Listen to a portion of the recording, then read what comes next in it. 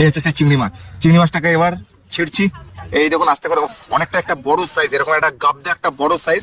এই কাতলা মাছ নিচ্ছি।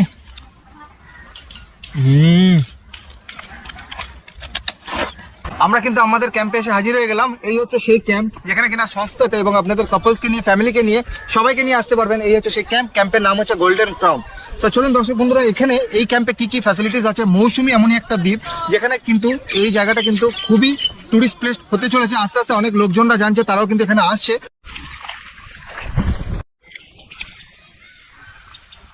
তো ফাইনালি আমরা এই ক্যাম্পে এসে প্রথমে, ভাই এটা কি ডাব?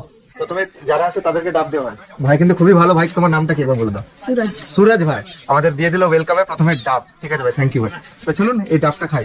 ডাবল কিংবা ট্রিপল শেয়ারিং রুমে, এই রুমটা দেখুন কত বড়। এখানে রয়েছে একটি বড় বিছানা, এখানে খুব আরাম করে কাটিয়ে দিতে পারবেন।